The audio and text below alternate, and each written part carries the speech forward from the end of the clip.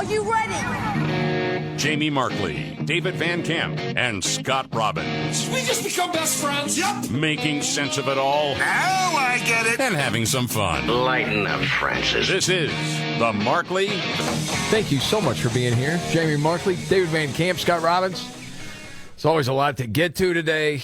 Let's start with what happened yesterday. And, of course, legacy media, at least as far as I could tell, did not cover this. I didn't see it on Good Morning America, no Today Show. Yeah, it wasn't. Believe me, it was not. I was watching, too. No. Why in the world would you ever want to highlight, I don't know, people whose sons and daughters died as a result of the Afghanistan withdrawal? Serving the country. Yeah. Why would you want to talk about it? Yeah, people wouldn't be interested in that. It's so propaganda. Yeah. I mean, we say this all the time, but it really is. These aren't news organizations. No. They're not telling people what they need to know at all. No. By design. So, yeah, yesterday you had the family members of the fallen service members who were killed when the airport in Kabul was bombed by a terrorist during the chaos a couple of years ago as we were withdrawing from Afghanistan. And they laid waste to everyone in the Biden administration. It wasn't just Joe Biden. You're talking about the Secretary of State, Mr. Sternly worded letter, and the world is watching. The Joint Chiefs Chairman, Mark Milley. Yes. The Defense Secretary, Lloyd Austin. Everybody involved in this. None of them, by the way, have paid any sort of price for this. And, yeah, of course, at the time when this is happening, we're all saying they need to be fired. Yeah. You can't have a failure to this magnitude and not lose your gig. Yeah, so Darren Hoover is the father of fallen Marine Staff Sergeant Darren Taylor Hoover Jr., and this is how he wrapped up his statement. I'm calling out Secretary Blinken, Secretary Austin, General Milley, General McKenzie, Lieutenant Colonel Whitehead, who could not give the order to the snipers to take out the bomber before he detonated his vest, and ultimately the president. Do what our son did. Be a grown-ass man. Admit to your mistakes. Learn from them so that this doesn't happen ever again. You all need to resign immediately. Our sons and daughters have more integrity in their little toes than every one of them combined. Well said. Man. You know, I heard one of the other moms talk about, too, how hurtful it is to hear some of these blowhards, Millie and the like, talk about what a great job they did. Yeah. And how much that hurts. Everybody felt it a couple of years ago, and like a lot of things, it kind of fades away in time. But that brings it all right back. Yeah, it does. And again, for news organizations not to cover that is just disgusting. Well, I learned a lot about the Barbie Dream House this morning. On the there show. you go. Did you? Yeah. Yeah. Oh, that's good. Yeah. Severe weather. Okay. That's every day. Of course. Every day. Yes. And the thing is, there is severe weather at some place, usually in the United States. It's going on somewhere. Uh-huh. But it's got to be tied into climate change, of course. Okay, David, former police officer sentenced. What was this story about? Oh, this is a former Minneapolis police officer, Tu Tao. He has been sentenced to nearly 5 years in prison because he was nearby when George Floyd got killed 3 years ago. Okay, what was he supposed to do? He was supposed to intervene? Supposed to somehow intervene. This is the officer who was keeping people away while they were trying to arrest George Floyd, and apparently he was supposed to intervene and prevent Derek Chauvin from putting his knee on George's back. But okay. I mean, to me, none of that really makes sense because it's not like Derek Chauvin was there, like, whipping the hell out of George Floyd. It's not like he was beating him to death or anything. If you're there just trying to secure a scene while you're making an arrest with somebody who is resisting, what are you supposed to do? Apparently, you're supposed to go and tackle your fellow officer. Boy, it sure seems like this is a whole lot about optics, doesn't it? Absolutely it is. This is about punishing the people who were even in the area when St. George Floyd died. At the sentencing hearing yesterday, he talked about rediscovering Christianity and said, look, my conscience is clear. because I know I didn't commit any crime, and I know that God will be the one who ultimately judges me. And I feel confident that I'll be judged accordingly. Good for him. And because of that, the judge threw the book at him. Oh. Here's the judge. Okay. To be perfectly honest, after 3 years of reflection, I was hoping for a little more remorse, regret, What? acknowledgement of some responsibility, and less preaching. Was he preaching to people? Well, he did have he was quoting scripture. Okay. Was he telling people you're going to go to hell if you're not saved? No. Okay. I'm just checking because I didn't hear what, came before this. I don't know, man. It seems like if the guy feels like, hey, I didn't do anything wrong, I'm trying to keep people away. Yeah. And I guess someone could say, well, you hear George Floyd saying, I can't breathe. Well, the guy was saying I can't breathe while he was sitting in the car. Yeah. I don't know. As an experienced senior officer who was in the best position to save George Floyd. Accordingly, it's my belief that a sentence at the top of the range would be condign punishment. Oh, wow, man. Yeah, so 57 months in prison because you didn't weep enough about the death of George Floyd. Pathetic. It is pathetic. Wow. And, of course, do we still have to say no one wanted to see George Floyd die? Do we have to go through every bit of this statement whenever we talk about this still, or can we just talk about it openly? No, I think you can talk about it openly. Jeez, It should go without saying that nobody what wanted was to see it? It him was die. like 8 minutes, 40 seconds because they, that was the big thing at the time, right? Right. Okay. So what was at 6 minutes? Is that when this guy was supposed to say, hey, Derek, maybe we should let loose a little bit? We still don't know. George Floyd still may have died with everything in his system. Right. And he was still kind of moving a little bit. And I tried to put myself in that guy's position, and I don't really know what I'm expected to do. We've all seen the video. We've all seen the body cam footage. I mean, it's a chaotic situation. You got a crowd forming. You've got to go and watch the crowd, right? Not everybody can be sitting there babysitting. Again, it would be a different thing if Derek Chauvin's on top of George Floyd pistol whipping him. Right. Or whatever. That's a totally different situation. But there it just looks like your fellow officer is restraining a guy who's not being all that cooperative. Yeah. And for finding Jesus and not being remorseful, we'll add it to your sentence, sir. Yeah, so you're going to be at the upper end of the sentencing range. Golly. All right, another story out there. What is the story with the shopkeepers? Oh, you might have seen this incredible video where a dude is stealing stuff from a 7-Eleven in Stockton, California, and 2 workers just beat the hell out of him with a cane. All right. There you go. Here's some of the audio of this. Yes.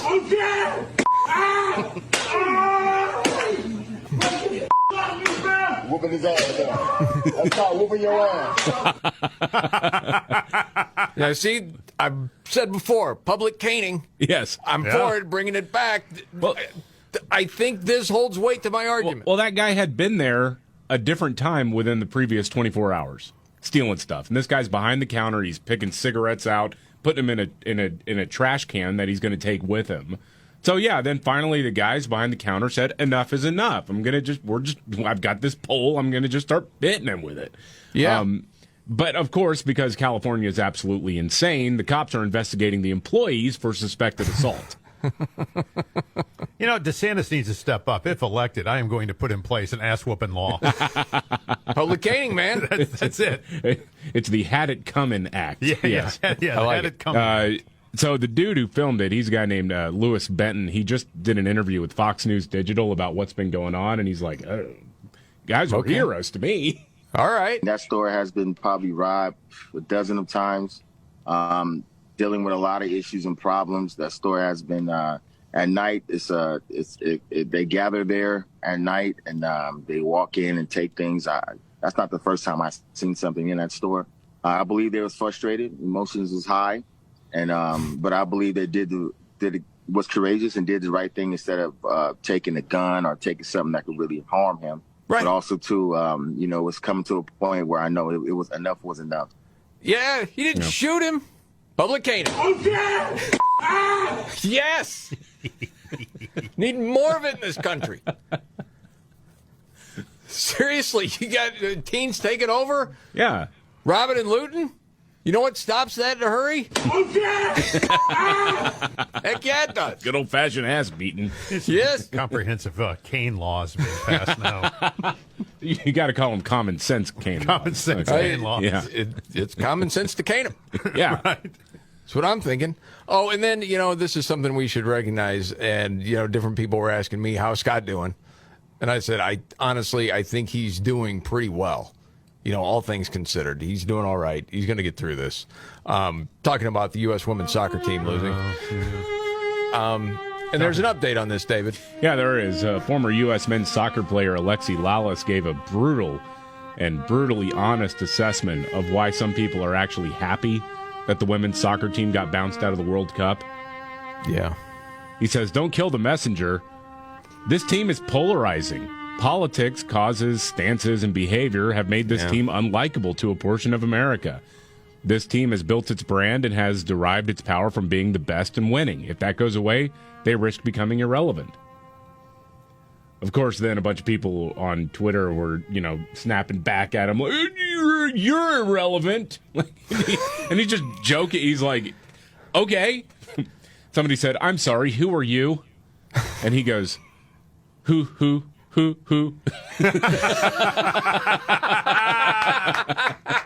That's good. Oh, that's fantastic. It is true, man. Yeah.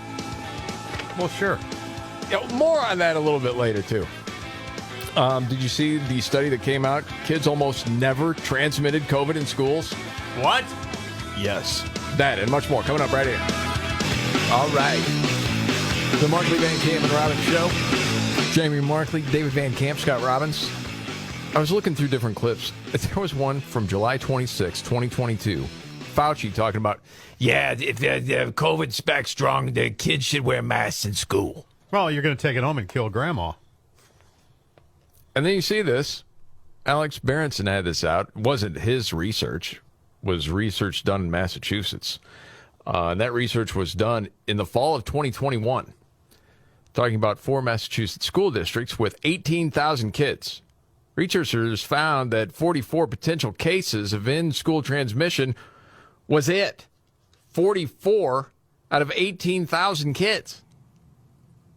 Holy mackerel. Man, oh man. Children almost never passed COVID infections in school. Holy smokes.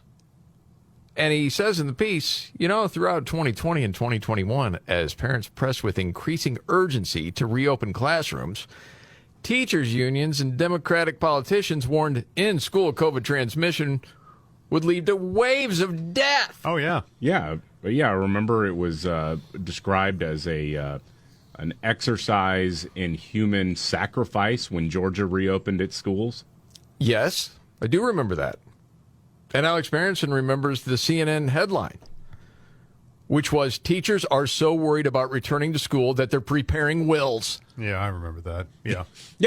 There was like a protest, right, in Florida, where a bunch of the activist class of teachers showed up with body bags and whatnot. And prepaid funerals, all that nonsense. Yeah. Yes. And so the more we're finding out about this, the more we're finding what we did to our kids is despicable. That number is amazing, though. Here's the other thing. It's what people knew and when they knew it. Because a lot of these people, the Faucis of the world, knew this stuff early on from the different studies and didn't do anything. As a matter of fact, another clip, so you could go through and look at different things. Fauci was big on, we need to pass this big bill because the schools need resources to open again. I think that the schools really do need more resources, and that's the reason why the National Relief Act that we're talking about getting passed, we need that. The schools need more resources. The things we didn't have before, there wasn't anything that was put down solidly on paper on saying these are the kind of things that you should consider, these are the kind of things that you should follow. But now we do, infiltration. Mm-hmm. How much of that money that went to the schools was spent on that? Oh, not a lot. There are a lot of local school boards around the country. You have to look at, again, local news outlets to find this information out. They're wondering, where the hell's my money? Yep. Yeah. What a scam.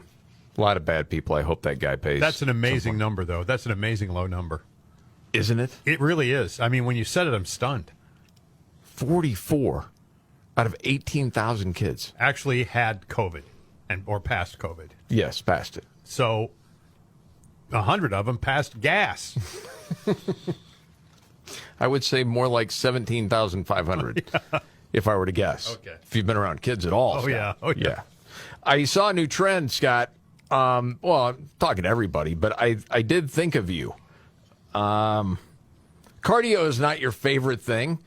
No. If you're to be honest. No. But, exercise is good. It is, yes. Especially, with you back-to-back heart attacks coming up on 8 years ago. 100% I agree. There's a new trend out there. It's called cozy cardio. Oh, what is this all about now? Does it involve stuffed animals? Well, no, Okay. it can. Okay. Why, do you have stuffed animals? No, I was just worried. Worried about what? You were going to all of a sudden suggest I buy a stuffed animal or something. But go ahead. No. Go ahead. What is it? It's any low-intensity workout in your living room. Oh. You like to spend a lot of time in your living room. I do. I have a bike. I have a stationary bike in there. It's a dust collector. Not always. No, not always. It depends. Not according to sources I have. You don't have the sources you have are weak. Anyway, basically it says you could dim the lights, you can grab a few candles, you can put on comfy clothes, you put on whatever you want on the TV, and you just do like some light walking, whether it's on a treadmill, maybe it's just light biking. That's called cozy cardio. That's the new workout trend. Oh, okay. Not my thing. David, it doesn't sound to me like your thing. No, I've seen. It's hard to have cozy cardio when you have two little kids running around. Yeah. There's no such thing as cozy, really, at all. It's sort of like just sleep whenever you can. No, I've seen they're like little bike pedals that you can put at the bottom of your couch. So are you going to be like competitive in the Tour de France or whatever? No, but basically it's just so you pedal wherever you're sitting. People put them under their desks and stuff. Yeah, I've seen those before. Again, not my thing, but they say it's better than doing nothing. Now, it is more popular with women so far. Yeah. But, I mean, anything that gets you moving a little bit. I'm thinking if you want to hunker down, you got your blankie and your kitties and maybe some essential oils, Scott. A little Kenny G rocking. Yeah. Or a night when you're watching, I don't know, Dancing with the Stars or The Bachelor or whatever it is you watch. Okay. Well, you watch those things. You like them. It's fine.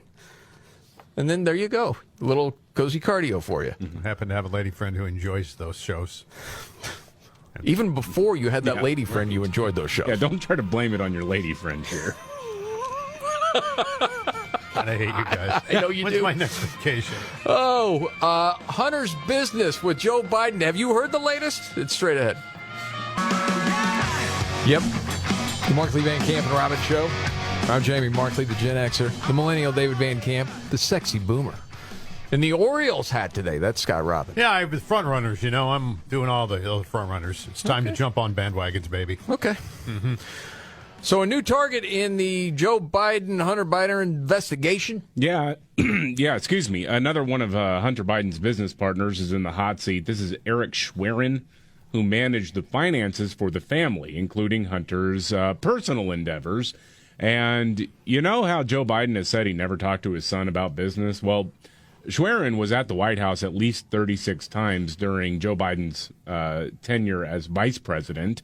Got some prestigious board appointment. And also, by the way, the number of his visits to the White House could be much higher than 36 because, well, the voluntary disclosure policy exception of purely personal guests. Well, I've never spoken to my son about real estate. Yeah. See. Weird, huh? And I know, apparently he cans tomatoes and he had a lot left over. Yeah, right.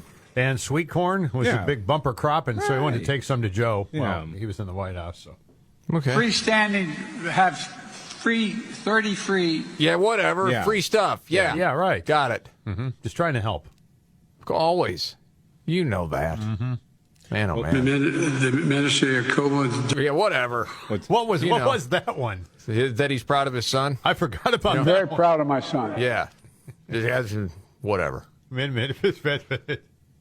You know, man, sometimes just to hear, at least, in my eyes, a common person talk about Joe Biden just realistically, like what we've seen over the last few years, happened during the Joe Rogan podcast. Because if you remember Rogan, he was like a Bernie guy. Oh, yeah. Years back. It's not like, well, and he cracks up when people are like, Joe, what do you think about being called a crazy right-winger? He just laughs. Like, that's never where I've been. But he can see what's going on. Right. And I don't know if you heard what he had to say recently about Biden. It was hilarious. Joe Biden's been a goof his whole career. He's always been a goof. He's been caught lying so many times. Yeah. He's so full of shit. There's so much evidence that he's corrupt. And by the way, a lot of people forget all the plagiarism stuff. Oh, my gosh, yeah. That started early in his career. It was massive. Oh, yeah. People thought his career was done then. It's really pretty amazing. Just undeniable evidence of corruption. And the stuff with him and his son, and then the guy who just testified that was business partners with Hunter, who talked about all the different things that Joe was involved with. Evan Archer. Yeah. It's undeniable. And the fact that mainstream news is ignoring this, except for right-wing media, it's crazy. That might be the biggest part of the story to me. Yeah. We've always had corrupt politicians. Always. Yeah. But how often have we had a media that's like, well, we're not going to talk about that because it's not good for us? Right. I mean, at the very least, let's say everything else is kind of guesswork about Joe getting 10% or whatever. Mm-hmm. At the very least, this is a fact. We know for a fact that Joe Biden lied about never having a conversation with his kid about business. Yes. He lied about that. And so when we were talking about it last week after the Devin Archer testimony and then Tucker's interview with him last week, I thought, the simplest question to ask, whether it's the White House press secretary, Joe Biden himself, or anybody associated with this administration, is just ask the question, why did Joe Biden lie about never having any conversation with his son about business? Because that we know is true. He lied about that. Yes. Not only that, but you've had sworn testimony about the receipts. Yeah. But there's not a news organization that says, well, there's really anything to this, I guess, other than CBS News. Talking about legacy media. So that's why that's the bigger story to me. Remember how hard they went after Bill Clinton? I mean, it's almost impossible to remember that now because he was a Democrat. I remember it. Yeah, of course. Yes. I wonder if the same thing took place today, whether they'd even bother with it. No, I think there would be higher-ups that as soon as reporters got the story, it would be squashed. Yeah. And they would have taken Monica Lewinsky and turned her into a lying, deceitful propagandist. Well, and some people tried to do that, too. Well, yeah, but I mean, at least the mainstream media was in on the whole story. They covered it. Yes. And the lies. And well, it seems to me, and who knows, man, it's just a gut feeling. It seems to me that back then it was more about the money because that was ratings. Mm-hmm. I mean, that would get people to tune in. What's the latest with this deal? Oh, my gosh, there's a stain on the dress. Mm-hmm. Oh, boy. No way was it his. Oh, gosh. It's all that stuff. But now it's far more nefarious. Yeah, I mean, you're selling influence to foreign countries.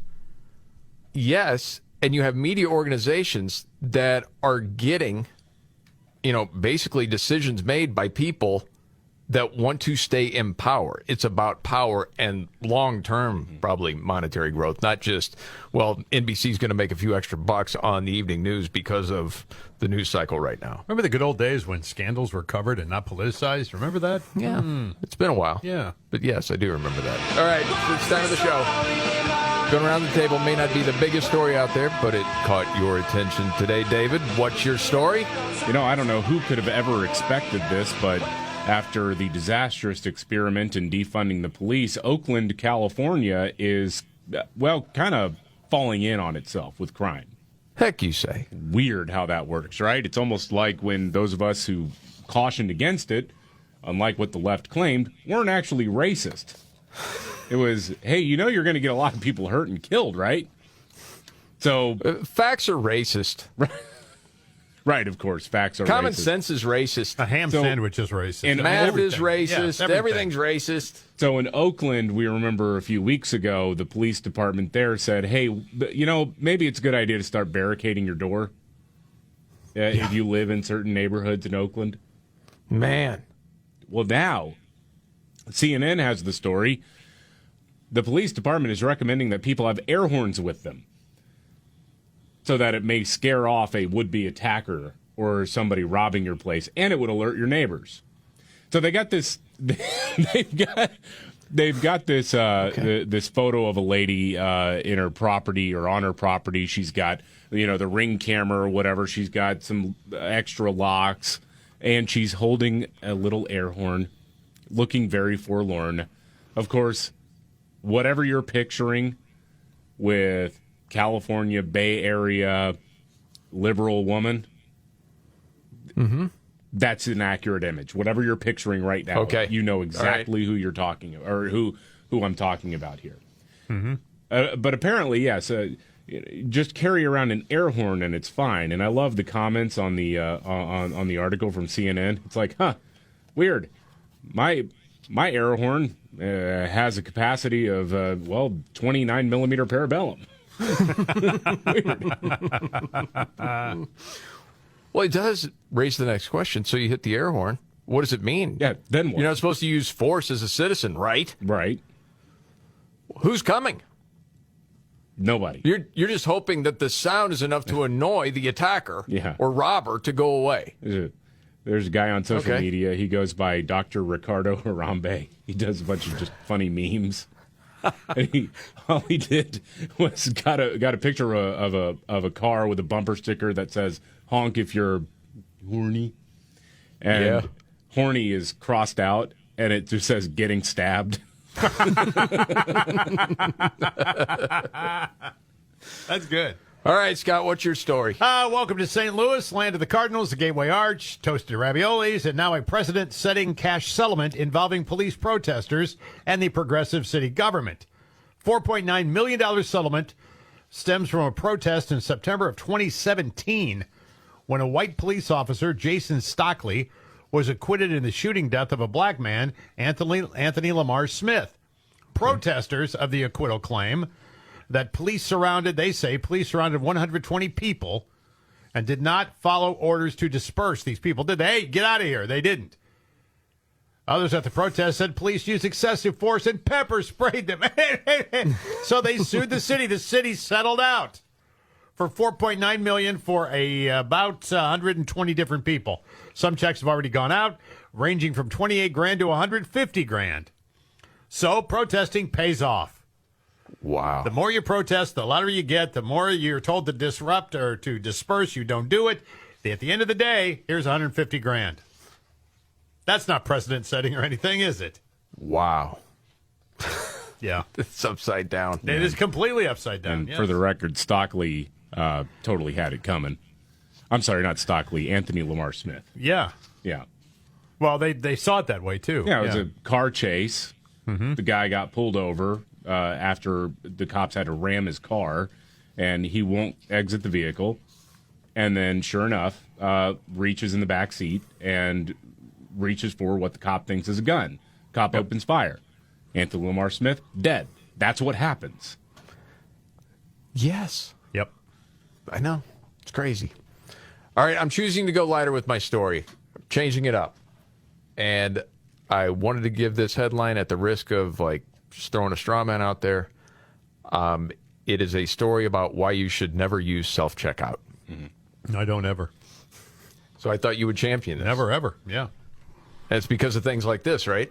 I don't know about what you're going to say, but I don't do it because I don't get a discount for doing it. Do you know how to do it? If my granddaughter's with me, yes. That's why I brought it up. Yep. You tell me if this makes sense or not, though. Okay? Carrie Jernigan is the social media person, says you should never use it because it's too risky. Because you could wind up getting falsely arrested for shoplifting too easy. You're confused, David. I can see it already. I was confused. Who's... They're saying that you could accidentally take something And I'm thinking to myself, how does that happen? Keep track of what you're putting in the bag. And generally, again, I mean, if somebody stops you or the thing goes off, just sort of say, oh my gosh, it was a mistake or whatever. Right. I mean, if it's one thing if you're caught, with 50% things that you purchased and then 50% things that you're trying to steal, then the cops might get involved unless you are in a progressive run city, in which case they'll say, thank you for shopping. But yes. But yeah, if it's like, is there anything I can do to do the work? Right. Because I want to do the work. Right. I mean, but yeah, if you accidentally forget to ring up a tube of toothpaste somehow, but you paid for everything else, you're not going to get arrested. Well, this person says stores have large, sophisticated teams that examine the tapes of self-checkout looking for shoplifters. So if you accidentally take something, once they do inventory and figure out they're off, they'll look through the tapes and report you to police. Or they could just make a mistake on inventory and wind up falsely accusing you. Either way, you're looking at a legal nightmare that's expensive and stressful. And I'm thinking, this is some of the worst advice I've ever seen. Am I the only one? Who? Has that ever happened to anyone? I was just going to I don't know. I was going to ask that, too. Well, especially, has this person ever worked retail? Because it's generally not how inventory... Nobody's going to say, oh my gosh. This is a criminal defense attorney. Really? Yes. Carrie Jernigan.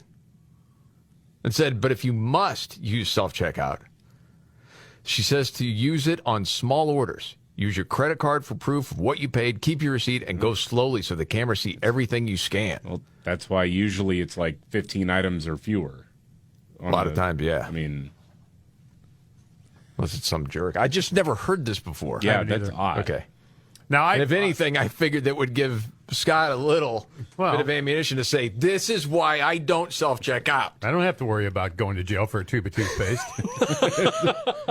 It's not that I can't do it. It's because it's not safe. It's not safe. I'm just trying to think, like, they're doing inventory, and they're like, there is one bag of M&M's missing. Get the tapes. Who does? Nobody does that. No, I don't think so. Okay, boy, sad update from the city of Chicago. We'll get to that. And a news update straight ahead. The Markley, Van Camp, and Robbins Show. Jamie Markley, David Van Camp, Scott Robbins. Okay, Chicago, there's a news update there. What is going on? Golly, man.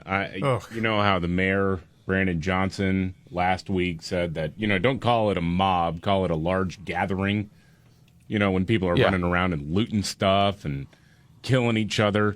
An 8-year-old girl shot in the head after getting ice cream with her dad. God. An 8-year-old girl from Chicago who was riding a scooter suffered a fatal gunshot wound to the head, reportedly due to a man's anger over noise. The girl's name is Sarabi Medina. You probably haven't seen a whole lot of that in national news because, well, she was just an innocent person, actually, not somebody who had been running from the cops and got shot.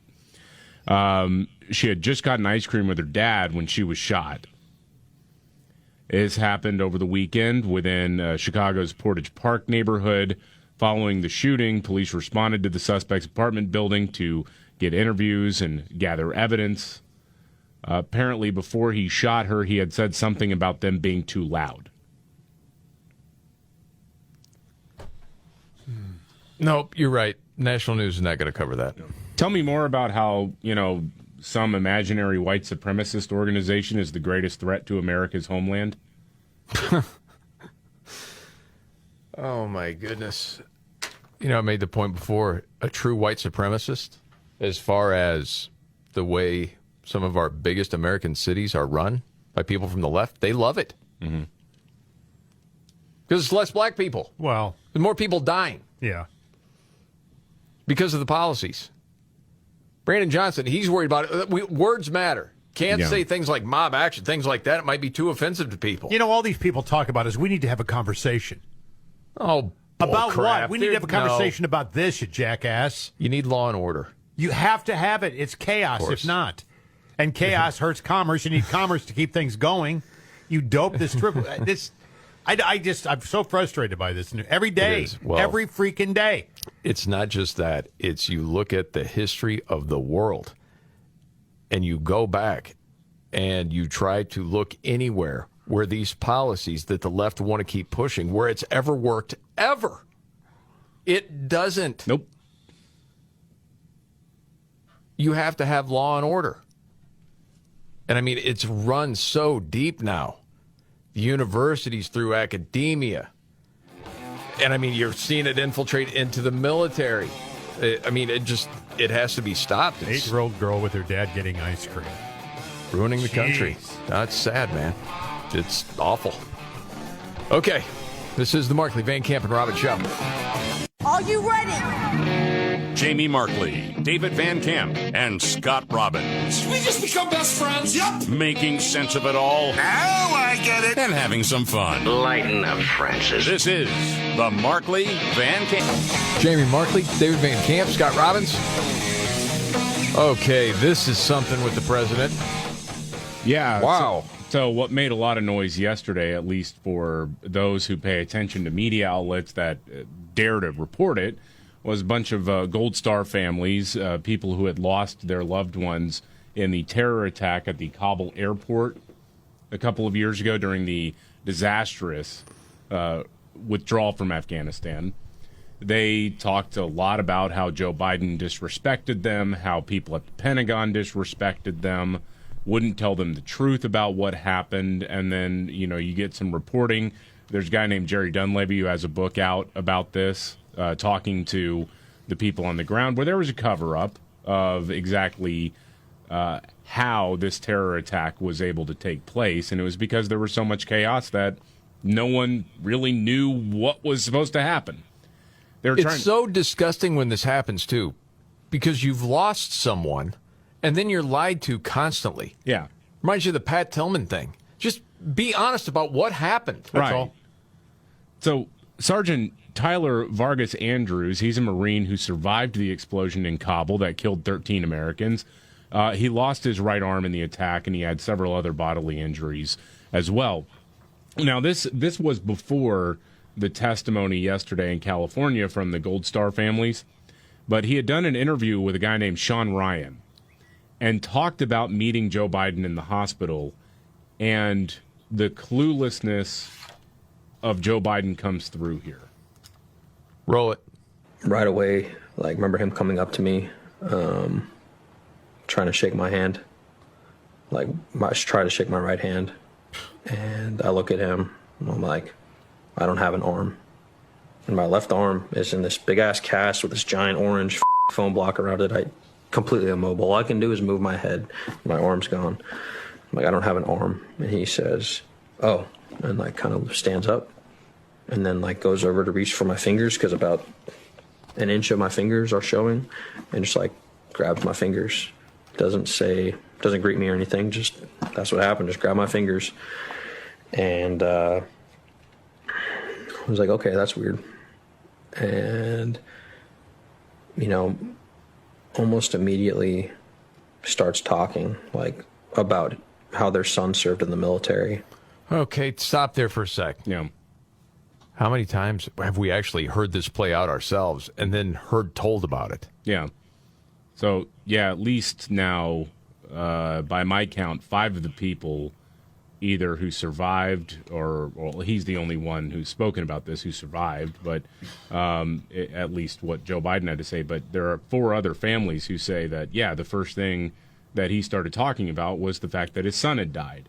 And then even said, yeah, he died and his casket was draped with an American flag, suggesting that he died on the battlefield, which is not how Beau Biden passed away. He had cancer. And it's absurd that he keeps trotting this out, especially to grieving families or somebody who just lost an arm because of his screw-up. And I'm guessing there's no one around that guy to say, hey, you know what's kind of played out? You don't want to use this anymore. It's a completely different situation. Not that there's not empathy for you for losing your son, but to use it in this context is not the way to go about this. Is there no one that tells him that? Apparently not, no, because he keeps doing it. Yeah, no kidding. Doesn't say anything about what happened. Starts talking about how their son served in the military. And my mom is just she's furious at this point. And they're taking pictures and stuff. And she was my mom said that, she was like, I don't give a was like, I don't care what you guys do. She's like, you better take care of him for the rest of his life. Yeah. I don't blame her. And then he says, then they kept asking for resources. We were told by the White House, oh, yeah, we're here for you, whatever. And, of course, as we unfortunately hear that story play out time and time again with American service members who've come back wounded, no one ever really follows up. No, it's incredibly sad and disgusting all at the same time. Wow. Okay, and not covered at all from legacy media, of course. But NBC's really good at lying about Republican politicians, especially ones they feel threatened by, like Ron DeSantis. They've lied about him again. Yeah, Dasha Burns, I think she's trying to get back into the cool kids club. Because remember, she's the one who pointed out that John Fetterman had trouble communicating because he had a massive stroke. Yes, I remember. Yeah. She got in big trouble for that. Yeah, and all these people said ableist and it's terrible. All she said was what her experience was. So I think she's trying to get in good with the Mean Girls Club in media again. One thing you can't do is tell the truth. Right. Okay, you got to learn how to lie. Yeah, she's with the Today Show. She interviewed Ron DeSantis, and of course, during the part of the interview about abortion, she lied. She asked him if he'd sign a federal abortion ban, and he said, by and large, this should be up to the states, but I won't allow a free-for-all abortion policy up to the moment of birth be law. No, we'll challenge that, yeah. Yeah. Well, actually, I got to push back on you on that because that's a misrepresentation of what's happening. I mean, that 1.3% of abortions happen at 21 weeks or higher. There's no evidence of Democrats pushing for but their abortions view up is... Time until... out for a second. By the way, if you haven't seen this, as she is talking about these stats, she's not looking DeSantis in the eye. She's looking down at a piece of paper. Yeah. Because all of that's written down for her. Okay. Their view is that all the way up into that, yet there should not be any legal protections. There is no indication of Democrats pushing for that. Much of the DeSantis pitch to voters revolves around being a husband and father. Yeah. Cut it off right there. Mm-hmm. And even just on the face of her argument that it happened, it's 1.3% of all abortions. So then it is happening, and Democrats are pushing for it. And you're saying, well, there shouldn't be a law against that because it happens so rarely. Right. If people get shot and killed sometime, we don't need a law against people shooting and killing. It happens so rarely. Right. Of course, then later on MSNBC, they aired the rest of that attack back and forth. Okay. There is no indication of Democrats pushing for that. Well, yes, they are. They've done it in California. They've done it in other states. They have not instituted that policy. Yeah, they have. They basically will say that, if there's some type of Time out. How does she not know that? Because she's either a very good liar or she's an idiot. I mean... Yeah, it wasn't in her prepared notes either. Right. Yeah, that's probably true. They'll use different ways to really have a wide exception It's extremely for it. rare, 1.3%, and in those circumstances, they're typically extremely emotional decisions. Well, no, I mean, I don't say that that's the norm in terms of this, but I do think that's your argument. Yeah. It's extremely emotional. Yeah. Okay. What does that have to do with it? Yeah. Right. Yeah. That the left in this country has moved on from a position that said, you know what, we do want to discourage abortion. It's not something that's a good thing, to now viewing it more as a positive good for society. And I think most Americans, regardless of how they feel on legal protections, I don't think most Americans think it's a positive good for society. It's obviously a tragic circumstance. I've heard it say before, isn't that the way evil goes? Yeah. It starts off with this thing.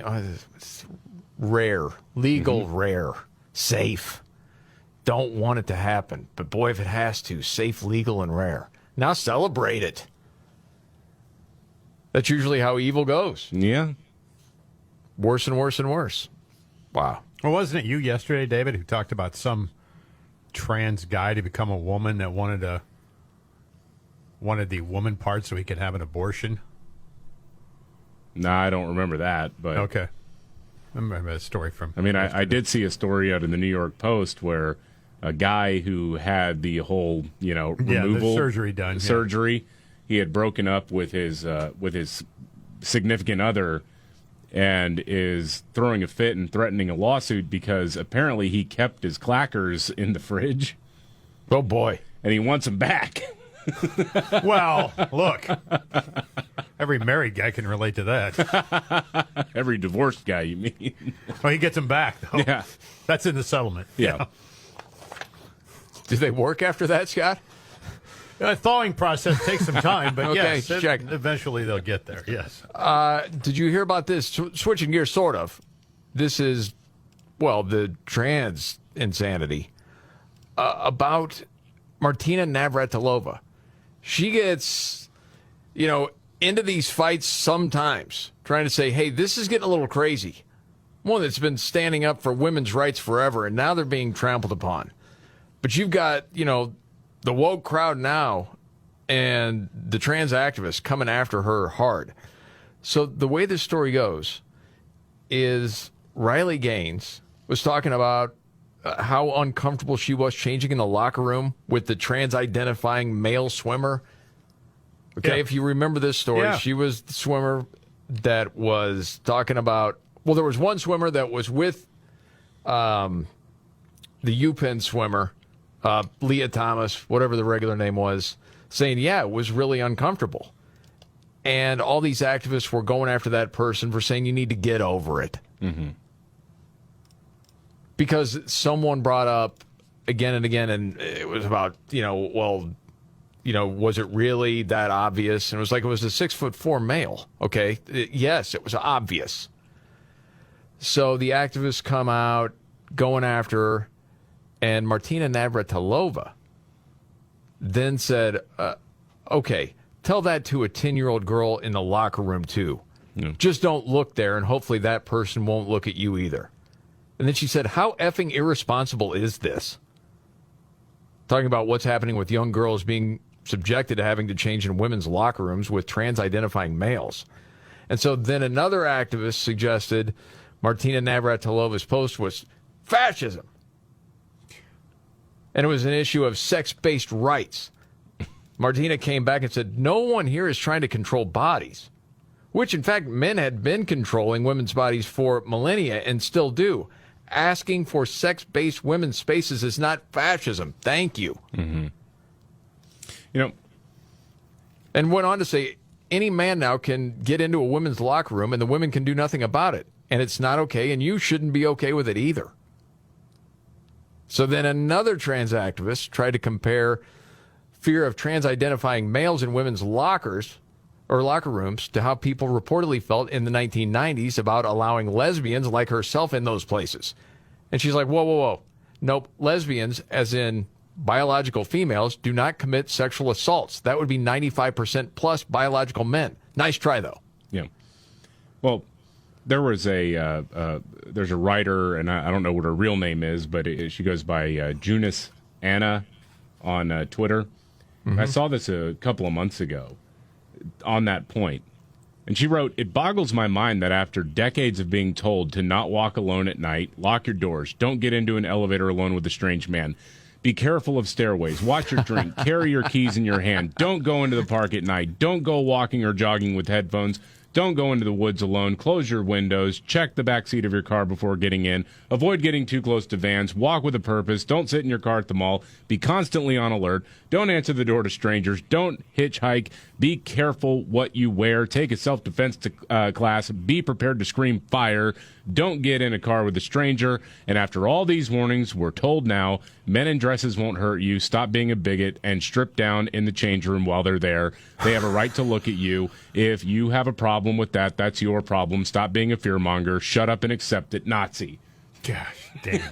That's so well said, man. It is. It's great. That's how crazy it is. Yeah, that's fantastic. You're thinking about dads, the Markley, Van Camp, and Robbins show. Jamie Markley, David Van Camp, Scott Robbins. Okay, what's the latest in this Trump case, David? Well, the judge in Florida is a little bit miffed at Jack Smith, the special counsel, because what Jack Smith tried to do is take some information from a grand jury in D.C. and apply it to the current case in South Florida, which has to do with classified documents. Okay. One of the great sleazebags of our time. And so this judge, which of course every media outlet in America is going to remind you, a Trump-appointed judge, said, I don't think you can do that. I don't think you can No, you can't provide evidence under seal from a different jurisdiction for a different case and apply it to this one. We're not doing that. So she tossed out a couple of things that he had put on the docket, and then has instructed Trump's lawyers to come back in a couple of weeks to try to reach a conclusion as to whether or not it's even legal what Jack Smith is trying to do. Got it. Thank you.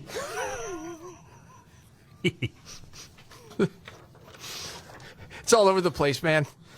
I mean, I tell people they'll ask me the latest on this, and I'm trying to explain it the best I can. I'm like, listen, man, we follow it every day. It gets confusing. Yeah. And what, the Georgia indictment may come next week? Yeah, something like that. Okay. These are bad people. They are understand. bad people.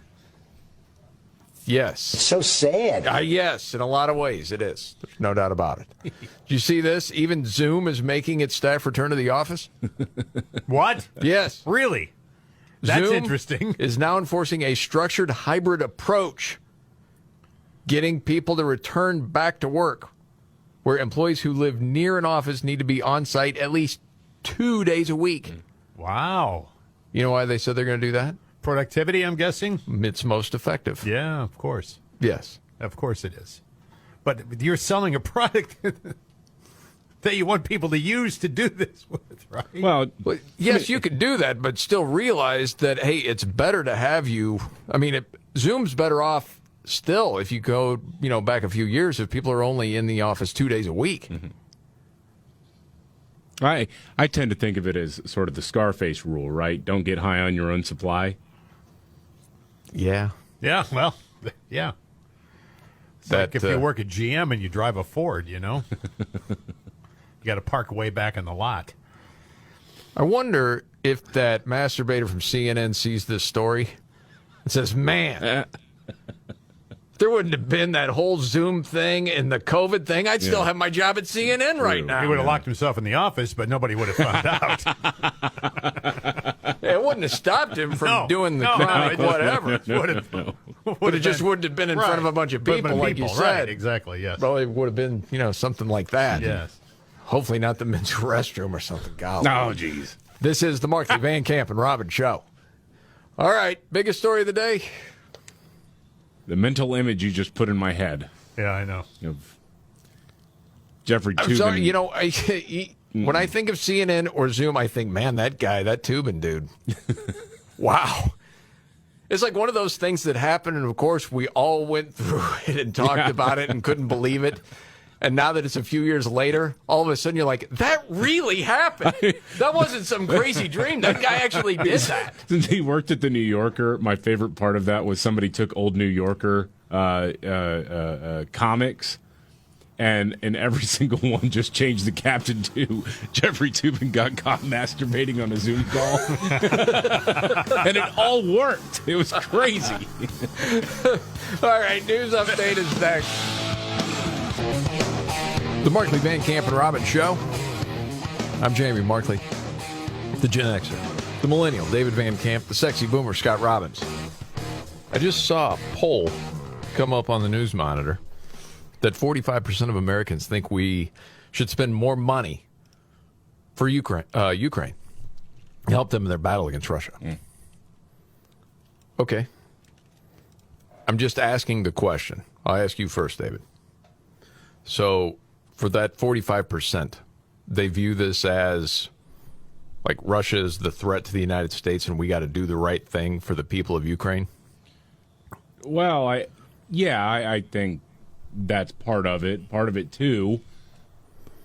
And, again, I think to me personally, it's pretty obvious Russia is the bad guy in this situation and agree. Has been doing some pretty reprehensible things in Ukraine. My biggest complaint about the U.S. support of Ukraine is that we're supposed to just do it without any strings attached, that we're not expecting to know where the money's going, right, what's happening with our equipment that's being used there, and how much are we putting ourselves at risk by dwindling ammunition supplies and whatnot, and machinery and whatnot that we may need in the future with China appearing to get ready to be more aggressive.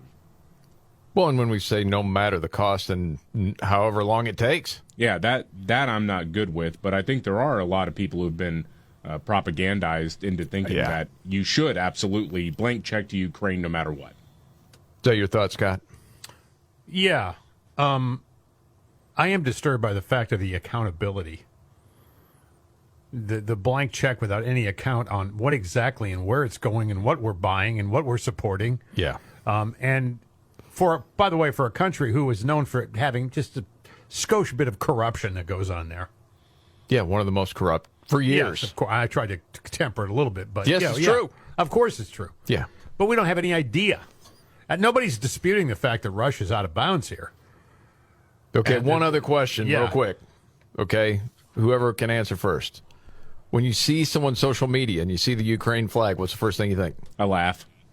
I do too. Okay. I do too, because these are the same people, the virtue signaling nut jobs for the most part, that are out there and virtue signaling on everything. Well, Well, I also want to know there are charities out there where you can help displaced people from Ukraine. I'd love to know how much money you've sent. Yep. Right. Yeah, you wonder that too. All right, David, you had a piece of audio from a couple of winners talking about the Trump indictment. Yeah, well, this is actually kind of remarkable, and I really just almost bring this to the table because I think it perfectly encapsulates what Americans are up against when it comes to the people in charge of running news networks. Joe Biden's former press secretary, Jen Psaki, is an MSNBC anchor now. Mm-hmm. She's delivering the news and analysis that Americans need to know, even though she literally was paid to speak for the White House. Yes. And is still doing so, just now with the MSNBC banner in front of her. She did an interview with Ron Klain, who was Biden's chief of staff. That is to say, she did an interview with her old boss, and MSNBC told people watching that network, this is news. So here you have a major news network presenting two former coworkers as actual news analysts to talk about Donald Trump being indicted. Okay. Roll it. It's going to be okay. Scott, you're going to be all right. You'll get through this. Okay. What did you think when you read this? I thought how close it came to succeeding. The indictment is a damning indictment of what Donald Trump tried to do to keep the American people from having their will in the election. I remember being worried the night before January 6th about delay tactics being used on the floor, but not about the level of violence or the level of security threats. And what were you worried about at the time? Same thing. I was worried about an effort just to delay and postpone. And I'll say there were times on January 6th where I was fearful that Donald Trump would not leave the office and that Joe Biden would never be sworn in as president because they would not be able to resume the tabulation of the electoral votes. Okay. Well, I mean, some people were, a long way away that were hiding under desks, too. Yeah, that's true. With no one in a building. Yeah. So I guess I shouldn't be surprised by that. But they parlayed it into book deals and political points. Yes. Yes. Oh, by the way, because when I, hear both of them talk, I think swamp creatures. They've both been in that swamp for a long time, and that's what it is. But I've found out, though, as of today, that if you call people in D.C. part of the swamp or refer to it as the swamp, you are, in fact, racist! Wait, what? That's right. You're racist. I saw that earlier. Part of the swamp, like the professional bureaucratic class and the lobbyist class? That's right. Which is like overwhelmingly white and upper middle class, if not upper class? Yeah. Yes. So is like white upper class Washington liberal now considered black? What's happening here? I'm confused. Well, I think from the Washington Post, they had talked about people being very critical of D.C. And talking about, of course, draining the swamp, that sort of thing. But Washington, D.C. has a lot of black people. Yeah. Okay. Yeah.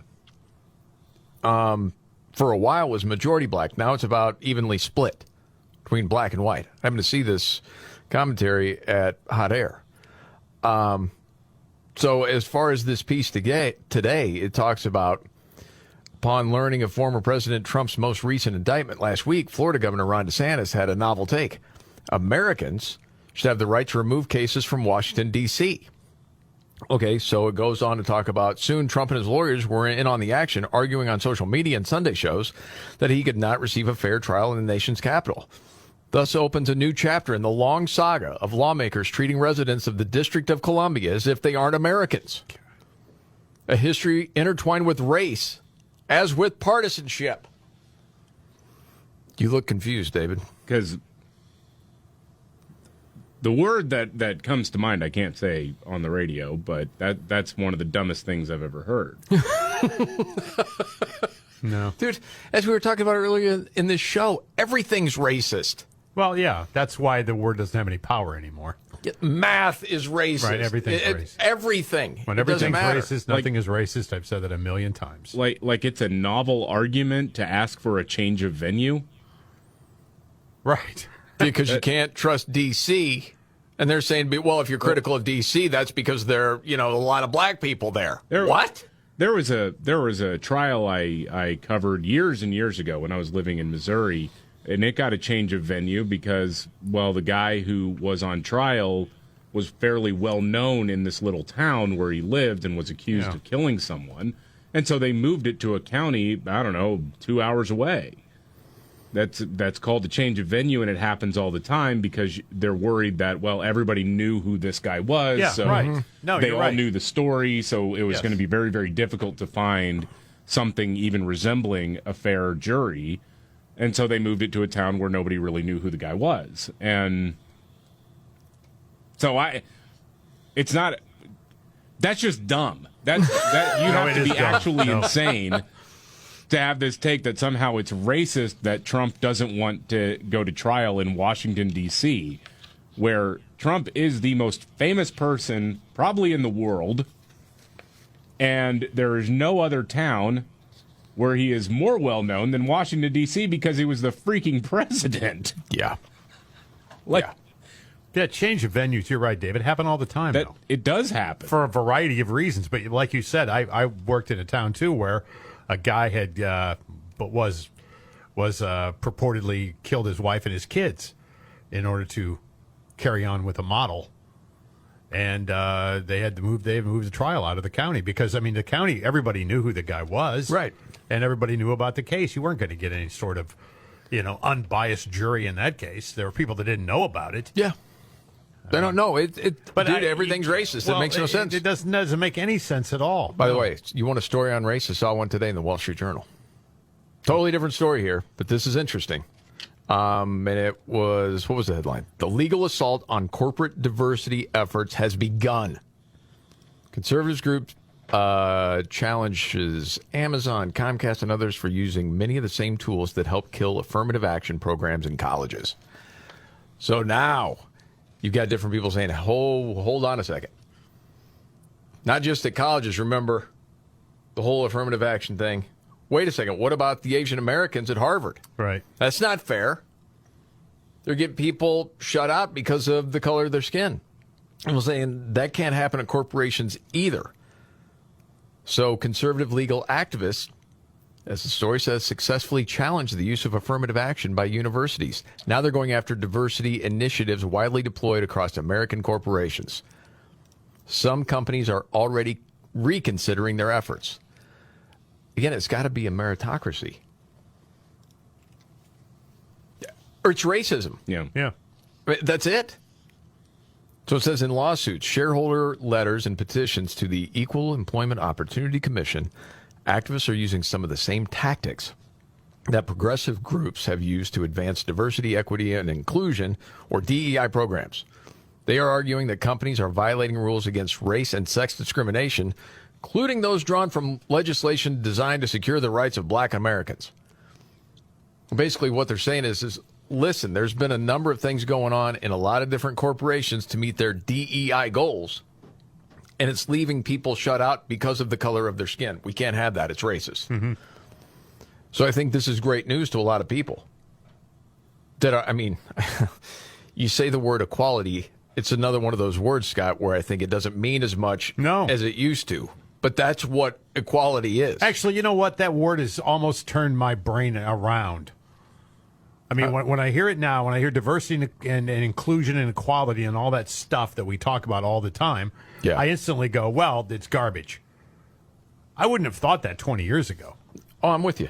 You know, but it's taking these words and just destroying the meaning of them. Yes. Yeah, I mean, I think it's happened a lot over time. I got an estimate on how much equity I've built up in my home, and I got pissed off. Right. You're like, what do you mean? On a lighter note, something that you might find comical.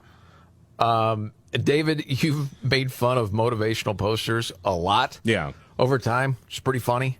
Have you seen these demotivational posters? Oh, I love this idea right away. Yeah. It would keep you humble? Yeah, I like these already. Okay. As an example. So they put these together. They were like, yeah, these are pretty good. Uniqueness. Even if you're 1 in a million, there's still 7,500 of you out there. So you do like that. I do. Yeah. I got to admit, I like this one. The lottery. The odds of you dying on your way to purchase a ticket are greater than the odds of winning the jackpot. That's absolutely true. Yeah. And Mega Millions is 1.1 billion, by the way. Are you playing? Of course. Are you really? Yeah, at 1.1 billion, yeah. All right. Underachievement. The tallest blade of grass is the first to be cut by the lawnmower. There you go. See, that's good. That's loser think, isn't it? Yeah. Okay. You might like this, Scott. Healthy. The slowest possible rate at which you can die. That's right. That's right. Again, these are the demotivational posters. Yeah. Relationships. Sure, there are plenty of other fish in the sea, but you're not anywhere near the sea. You're in the desert alone. Oh, see. See, is that too sad? That's sad. Yeah. It could get sadder. Trust. A sheep spends its whole life fearing the wolves, only to be eaten by the shepherd. But that just sounds like a Ronnie James Dio line. It kind of does, yeah. You're a shepherd in the dark. Hope. Always the first step on the road to disappointment. Yeah, see, I like that one. Yeah. I bet you do. Yeah, I do like that I bet one, you yeah. do. Okay. Or today is the first day of the rest of your life. But so was yesterday. Look how that turned out. Right. There you go. See, that's too much negativity, man. Gotta turn it around. All right. Got a news update straight ahead. All right. Wow. The Markley, Van Camp, and Robbins Show. Jamie Markley, David Van Camp, Scott Robbins. U.S. credit card debt hits $1 trillion? Whoa. Yeah, it's no good, man. It's not good. Highest of all time. Bidenomics. Yeah. Yeah. And he's going to be talking about Bidenomics here, I think, within the next, 15 minutes. Hey, remember Proterra? That's an electric vehicle manufacturer that Joe Biden said, hey, you know what? We're going to have so many people driving electric buses. We're going to have to make bigger buses because so many people are going to want to ride on them, man. Right. Yeah. Proterra just declared bankruptcy. Boo. Yeah. Yeah, the Biden bucks weren't enough to keep it afloat. Well, that's a tough one there. And Dylan Mulvaney driving the bus didn't work. Well, you know what? If you could somehow convert delusions into fuel, then Dylan Mulvaney would make an excellent transportation secretary. Yeah. Wow. At least that was one gig where someone did lose their job over bad decisions. You know, we were talking about the hearing yesterday where you heard from the Gold Star families, people that were lost during the debacle of us leaving Afghanistan. And still, and the audio we heard from the one dad talking about all those people, including Millie and Ned and Lloyd Austin, Biden, they should have resigned. I mean, they won't. But you can certainly make the argument that they should have. Don't know if you knew this. Today's National Pickleball Day. Hope you're celebrating. Hey, you're a player. I played a handful of times, mostly with my son-in-law. But you liked it, right? Yeah, it was fun, man. It's one of those things, anytime you can get exercise without thinking like it's exercise is actually fun. Yeah. I would do it. I understand people that have played tennis, like, hey, this isn't tennis. I'm not making that argument at all. No. I get where you're coming from. Yeah, it's a completely different game. But for a lot of people, it's a lot of fun. It's a decent way to get exercise. I'm waiting for, is ESPN carrying any of those games yet? I mean, I say that honestly. I mean, they do cornhole. Yeah, it could at some point in time. I would think there'd be people that would want to watch it, actually. I've seen different things, on social media where the back and forth that starts going on is insane. It is. I have too. Yeah. That's pretty crazy. But speaking of ESPN, did see that they let Sue Bird, who is Megan Rapinoe's significant other, do this glowing review of her, even though they went down in flames, the U.S. women's soccer team, about how she's one of the greats of all time, almost like an Ali. Wow. Sort of figure. God. It was more comical than it was poignant, I guarantee you. Really something. I can't ever remember a whole seemingly country turning on a team like that. But it's happened over the last several years. This is the Markley, Van Camp, and Robbins Show. Are you ready? Jamie Markley, David Van Camp, and Scott Robbins. We just become best friends. Yep. Making sense of it all. Now I get it. And having some fun. Lighten up, Francis. This is the Markley, Van Camp, and Robbins Show.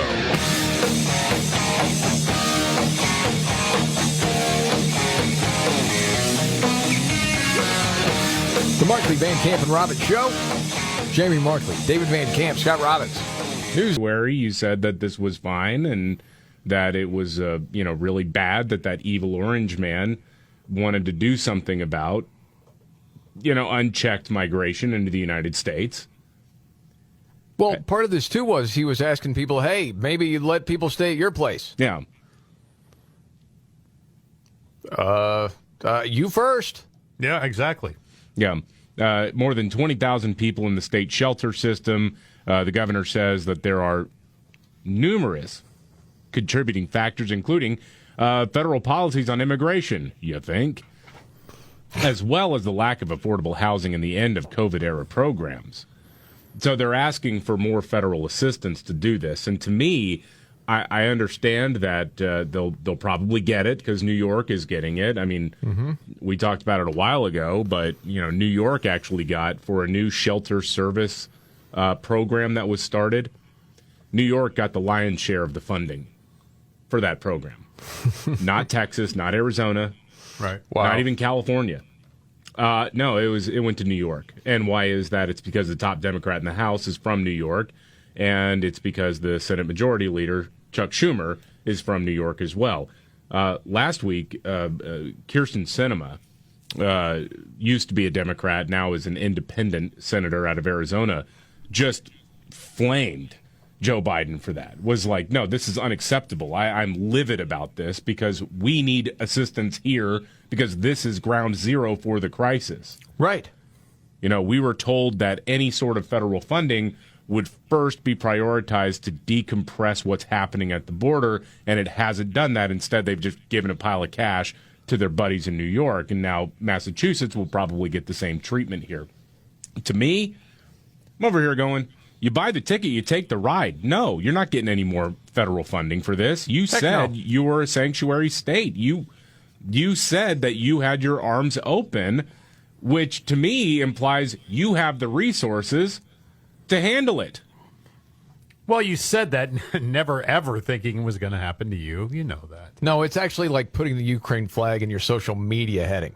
Well, yeah. Well, yeah, we're all supporting. What me go help? Heck no. Right.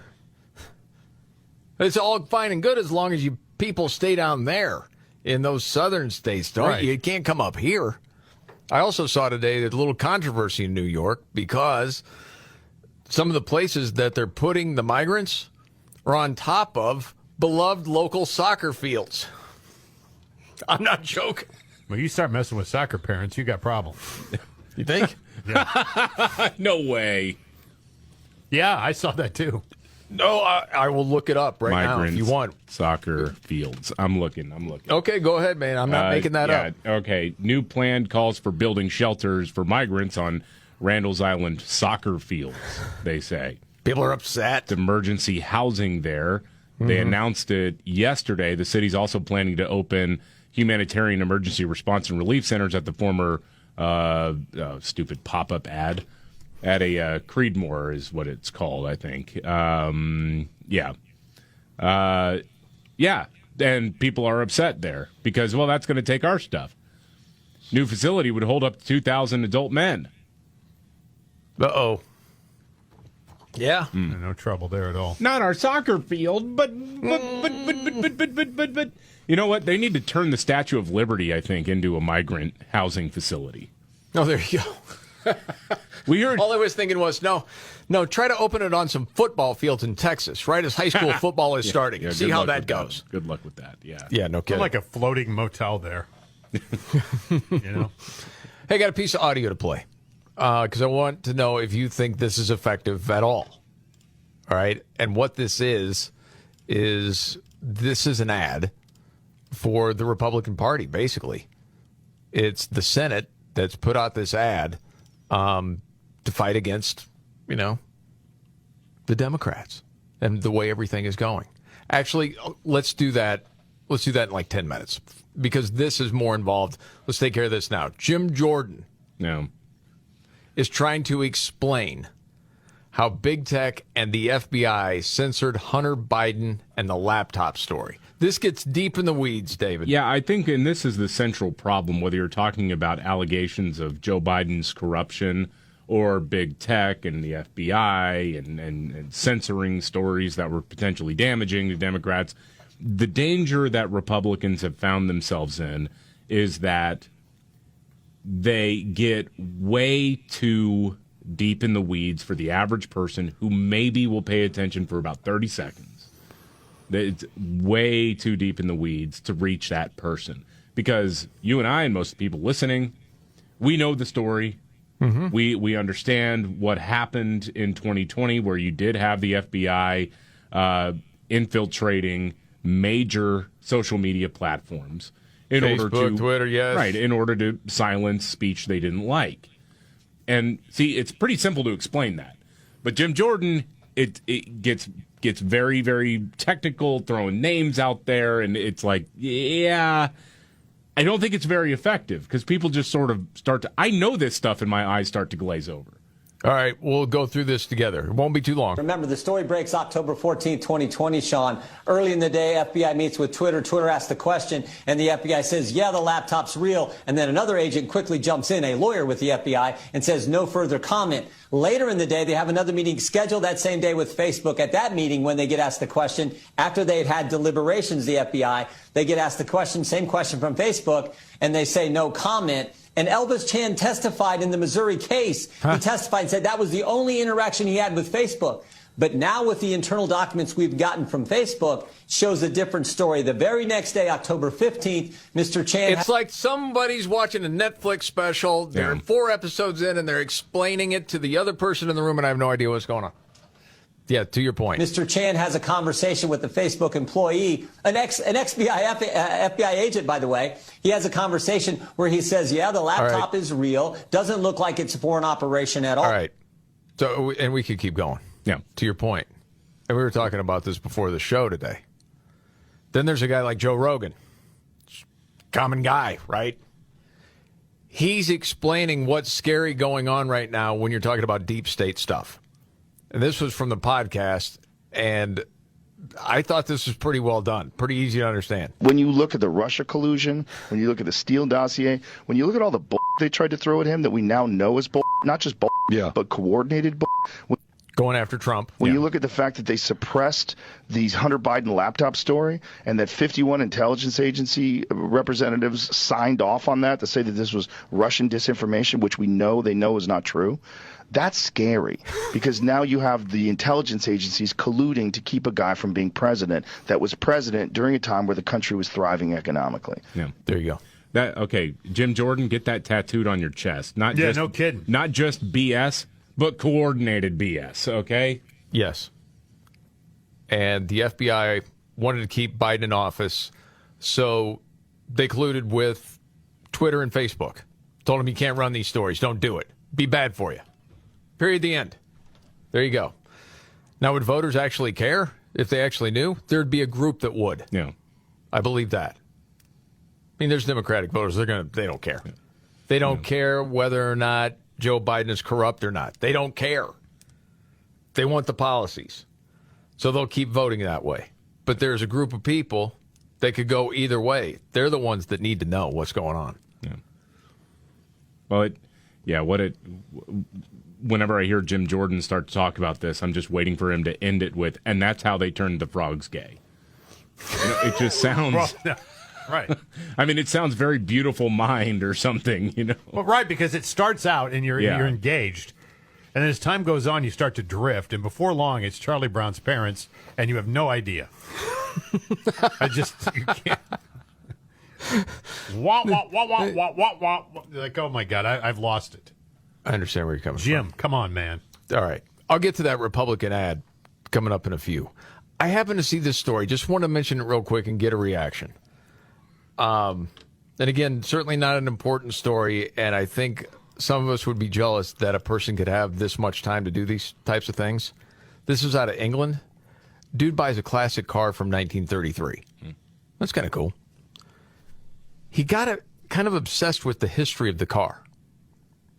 So he planned a road trip and then drove to visit all of the car's previous owners to talk to him about the car. That's cool and weird at the same time. One guy said it was his first car after getting his license in 1968. His mom is 97 and also got a visit from this guy. Wow. That is cool. If that just pops up on YouTube, I'm a sucker. Yeah. I would want to see it. Why are you looking at me like I have three heads, Scott? Because I can remember some of the cars you had. I wonder if they're still owned by someone. That like I had? Like his old Stinky. Old Stinky was totaled by a deer. So that's all gone now. So Old Stinky Stinky's went gone. for parts. But I mean, I've traded several cars away. And I'm always curious as to if they ended up with somebody or not and what happened to them. Yeah, my Firebird Formula. Yeah, where'd it go? The red velour with the T-top, the black with the T-tops. Yeah, where is that? Probably in some car show now. It's in some trailer park somewhere 8 states away. I'm guessing. Well, I hope someone took I'm good always care of it. curious about that stuff. It's like, did it give up finally? Is it somewhere else? I don't know. What about your old Ranger, David? You loved that Ranger. That Ranger was great. My old Ford Ranger, that was where the clutch hit the floor. Everything kind of fell apart in it, and I sold it for parts to a guy who was going to fix it up with his son and let him drive it on their farm. So I sent my truck to a farm upstate, which means it's definitely dead. That and a box of kittens. It's gone. Yeah. All right. We'll get to this Republican ad. We'll see if the messaging is on or not. I think they need our kind of help with that sort of thing. And we'll get to a news update next. All right. The Markley, Van Camp, and Robbins Show. Jamie Markley, David Van Camp, Scott Robbins. Happen to see this headline. Senate Republicans release ad hitting Biden and Democrats over problems facing in the United States. Okay. I'm like, okay. Well, let's see if it's effective. I think we've talked about this before. Republicans are not the greatest marketers in the world. No. Terrible with messaging. So just throw this out here because I know neither one of you guys have heard this. And we'll see if it hits or not. The country is headed in the wrong direction. Senate Republicans have solutions to get America back on track. We're ready to secure the border by restarting wall construction and ending the incentives that feed the crisis. We must. Okay, so you got, all the video going on of people coming across the border and then trying to put the wall up. Did they have to pick someone who kind of sounds like Hillary Clinton? Not sure. That's weird. I thought the same thing. I'm trying not to poison the jury here. Okay, right. Go ahead. Exactly. We must protect our communities from the deadly flow of drugs and human trafficking. As Biden and Democrats bow to aggression from communist China, Senate Republicans are ready to strengthen America and hold China accountable. You got Janet yelling, bowing. Okay. We must control our supply chain, stop China from spying and stealing, and ban China from purchasing American farmland. Okay. And with Americans struggling to afford Biden's economy, Senate Republicans are committed to making life more affordable for every American. That means spending less, reducing the stranglehold of Washington bureaucrats, and unleashing American energy. Join Senate Republicans as we work to get America back on track. Okay. Letter grade, Scott first. Yeah, C. David? Well, it's nice of them to, employ a high school sophomore to put together the audio. No, it's just not mixed very well. That's one thing, and that stuff does matter. It doesn't really jump out at you. It's sort of no, it doesn't. I found royalty-free, intense orchestral music, and I'm going to sort of kind of put it under some lady who sounds like Hillary Clinton. I don't know. To me, I don't know how much this translates into politics, but I'm always blown away when there's this, they try to do this laundry list of things that they say they're going to do instead of focusing on like one thing. When you're writing a commercial, it's sort of like, well, you don't. Let's say there's like Bob's Tires or something like that. Well, you don't do an advertisement talking about literally everything that Bob's Tires can do for you. You identify the problem and how they can solve it using one focused thing. And in this case, it's sort of just platitudes. I don't know. To me, I don't think it's very good. Okay, and the production sucks. I'm not a fan of it because, again, I get lost in all the bowing to China and we all do this and that. It doesn't connect. No. What connects? Here's what connects. Going to the grocery store, going to the gas station, children's education. I suppose, but if you have the same sort of production and those same lines, does that cut through either? It probably doesn't. You're right. And so you're right. Then I thought, would it be easier, say, if you're going after the president, to just say, people around America are figuring it out, and all of a sudden you cut to a clip of the Joe Rogan podcast, and it says something like, Joe Biden's been a goof his whole career. He's always been a goof. He's been caught lying so many times. Yeah. He's so full of shit. There's so much evidence that he's corrupt. Just undeniable evidence of corruption. From a former Bernie bro. Yeah. He's figured it out. We're hoping you have too. Well, and then you run true to dash double to pressure and you know the thing. Yes. You run all of that to remind them that this guy is addled. You do it.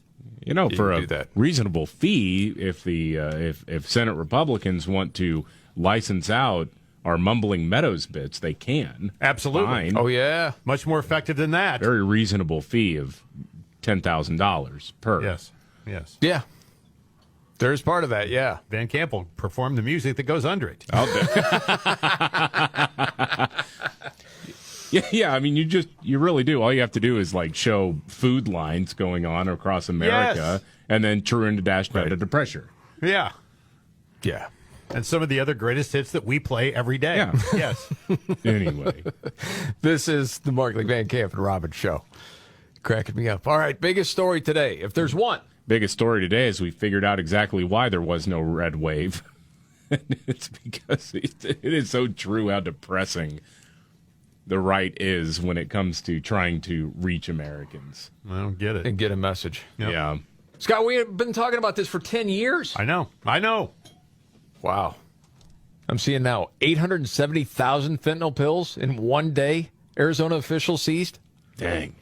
Gosh, it's a good thing that all that relief money is for the border crisis is going to New York. Jeez. Yeah, we got problems, man. There's no doubt about that. All right, we got to get to another news update. And then you got your big three, Scott. Yes, sir. The Scott Robbins trifecta on the way. This is the Markley, Van Camp, and Robbins show. All right.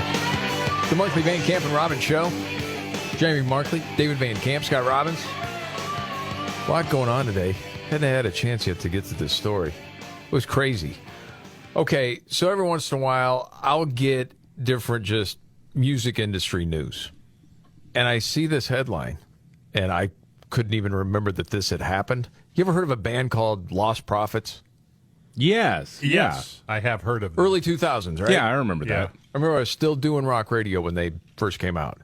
And I vaguely remember their singer getting in trouble for something. I could not remember the whole story. Well, the deal was in 2013, he was sentenced to 35 years in jail. He's a pedophile. Oof. It's just awful. Kids under 13. It was attempted rape. All these images. It just disgusting. So why do I bring this up? Mm-hmm. The story is that he was stabbed in prison. Oh, that's a shame. And there's like details of how it went down. So this was UK reporting, talking about this guy, Ian Watkins, 46 now. Apparently he was taken hostage by 3 inmates. And this was on Saturday. And he was not freed until like 6 hours later. Apparently, and the source said, attacked by 3 pretty heavy-duty cons. They got hold of him on B-Wing and dragged him into a cell where they roughed him up and barricaded themselves in. He was screaming and obviously terrified in fear of his life. They put the whole wing on lockdown and then sent in riot teams. Other prisoners heard 3 loud flashbangs, which is when the officers got into the cell and threw grenades to stun the attackers to take them by surprise. It seems like the prison officers may have saved his life. He is very unpopular because of who he is, and has been walking around with a huge target on his back. They always talk about these guys in prison. Yeah. Like sooner or later. Yeah. Well, it's true because there are a lot of Papa Roach fans in prison. So I don't think it was because they hated the band. David. No, I know. I understand. It says they got him on Saturday, which, by the way, is generally quieter with less staff, and it seems to have been planned. That's family day. Wow. But, man, I couldn't help it because as I'm reading that story, and sometimes this happens, whether it's a scene from a movie, it's some sort of song, some sort of clip, something can play in your head, and all I could think of was, tell him that God's gonna cut him down. Tell him that God's gonna cut him down. It's gonna come around sooner or later, man.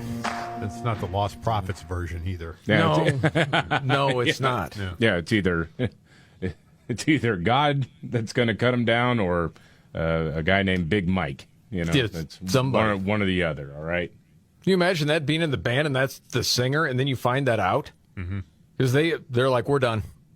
Well, yeah, we're done. You got to be done. They did stay together and then reformed under a different name. Yeah, you have to. You can't be the Diddler Band. Of course not. But at the same time, do you have any chance at all going on? It's tough because, you know, it's one of those things where it's possible, and I have no reason to believe that any of them knew what he was doing behind the scenes, right? But you're always going to have that thought in the back of your head, like, did you really not know what that guy... And that may be completely unfair. It is unfair. But you understand it. Yeah. Isn't it sort of like the next athlete that says, I never took performance-enhancing drugs? Right. Do you believe him? No. No matter who it is? Well, why? Depends. I mean, if the guy's, $140 and 5'8", maybe. Yeah, I guess that's a decent point.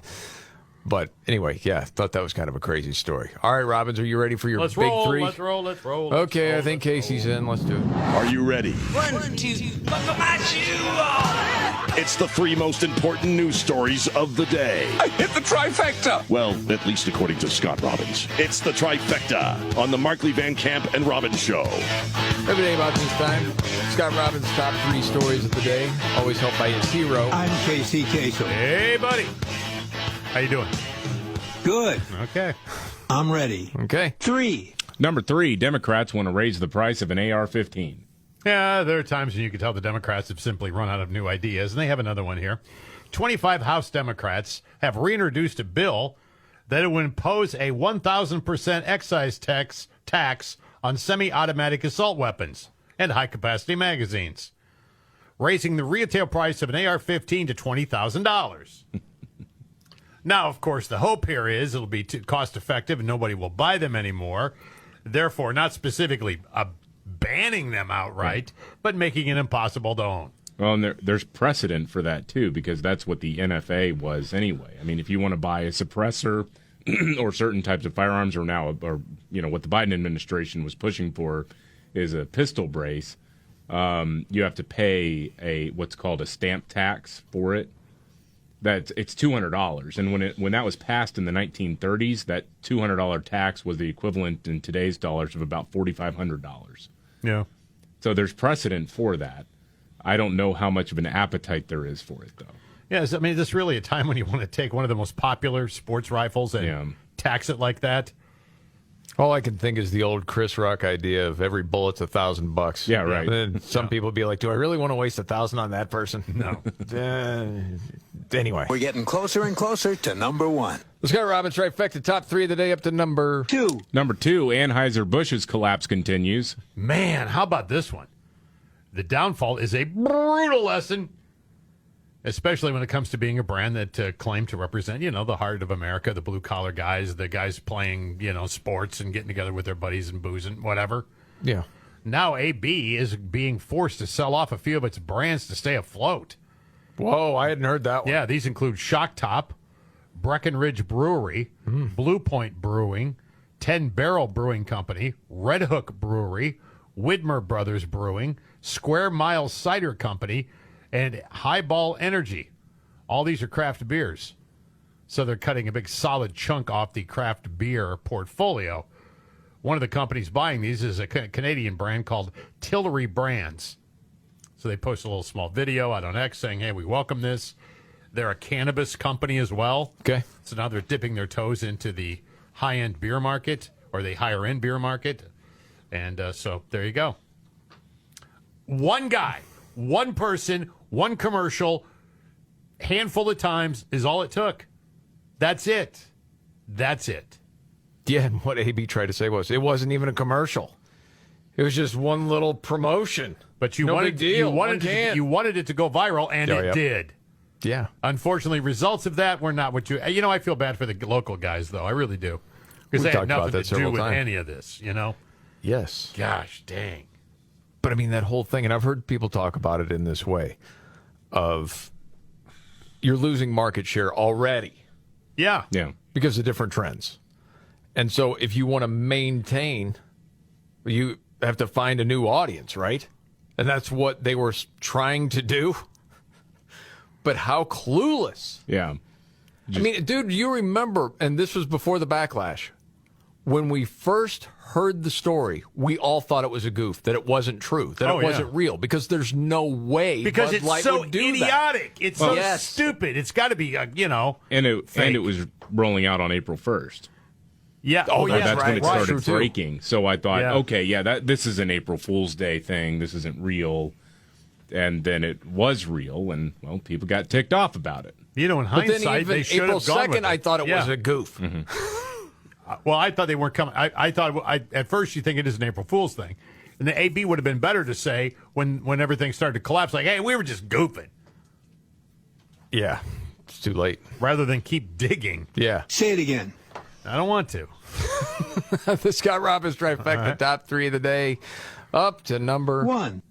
Number 1, Donald Trump is going to be indicted again for something you don't even know about. Well, see, this is funny because, and I wanted to end on a lighter note, but I laughed my head off when I saw this. This comes to us from our friends at the Babylon Bee today. The headline, former President Trump is facing yet another indictment, this time for mocking U.S. women's soccer after their embarrassing loss to Sweden over the weekend. The sanctity of U.S. women's soccer is never to be made fun of, Special Counsel Jack Smith said after reading the charges. Every one of these highly attractive and beautiful women is both stunning and brave. We believe Trump violated the Constitution somehow by making fun of them on Truth Social. And we will prove it as soon as we can figure out what law he broke. I had to end on that one because that was great. And there you have it. The Scott Robbins I trifecta. love the Babylon Bee. Bee is awesome. Yeah, they are awesome. Apparently, an FBI agent has been caught lying under oath about Hunter's laptop. Yes. Need to get to that.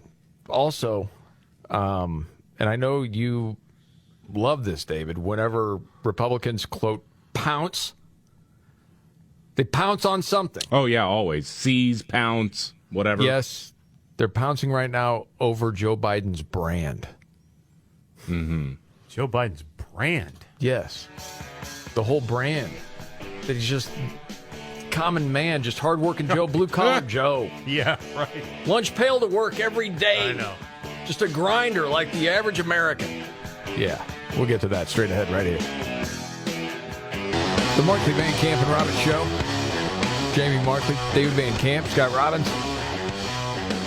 Okay. So NBC does this piece about Joe Biden, saying Republicans are really pouncing on the brand right now. You know what? If you don't mind, I'm going to read maybe a paragraph or a paragraph and a half just to get your reaction. Okay. I wish this was video right now, because if you can stop from rolling your eyes, David, it would be a miracle. All right. President Joe Biden's brand as a family-oriented public servant has been a signature political asset for more than 50 years. It's helped him win the argument that when judged against, quote, the alternative rather than, quote, the almighty, he stacks up pretty well. He's never lost a general election opponent, or to a general election opponent, in a political career that's taken him from Delaware's Newcastle County Council to the Oval Office. But the burnish on Biden's brand is being tested like never before, ahead of a close 2024 election. Some of the president's Democratic allies are worried about potential fallout from a confluence of family drama that spilled into public view, and from Republican attacks that cut at the bedrock of Biden's longtime political appeal. So wait, because people are finding out that Joe Biden has lied about who he is for decades? That's Republicans' fault? Yes. No one needs to know who the wizard is. I still maintain, that image is kind of, I don't know, it's revisionist history, because especially like you look in the 80s when he's running for president the first time around, and he was always kind of known as kind of an idiot who lied all the time, but he played the game in a nastier way than anybody else. This whole thing, dude, the plagiarism. Did NBC just forget all of that? That was a huge scandal at the time. People thought his career was done. That was a big deal. Anyway, this piece goes on. It's the same sort of thing that, you would imagine that it is. One particular little piece that I thought was interesting. Republicans and news organizations have not found evidence that Biden received money from any of Hunter Biden's business relationships. So why was he then involved in the business relationships? The investigation is playing out. There are receipts. Yeah. There's LLCs, companies that don't exist, payouts to Biden family members. NBC knows this. Don't want to do any reporting on that. Just really interesting. And then the other story that's out there about the FBI agent that's been caught lying under oath about Hunter's laptop. I'm guessing legacy media is probably not going to pay attention to that either. So that's also out there. Any other updates you have before Nimrod's? Oh, yeah. Well, Joe Biden apparently is sitting down and doing it. I'm not joking about this. Okay. He's sitting down with the Weather Channel for an interview. Oh, my goodness. This could be gold. So, yeah, I guess. Climate crisis. I think it's going to be taped, because they said the interview is going to be starting at 6 a.m. So I don't know if we'll get great gaffes or not. We'll see. But, yeah, let me pull this up here. What was it called? The title of it is hilarious to me. Oh, it's the Race to Save the Planet. Joe Biden, the climate interview on the Weather Channel. And why that's particularly funny is because last week the Democrat spin after Hunter Biden's business partner testified in the House, the spin was, well, yeah, Joe Biden talked with some of some of Hunter's business associates, but they just talked about the weather.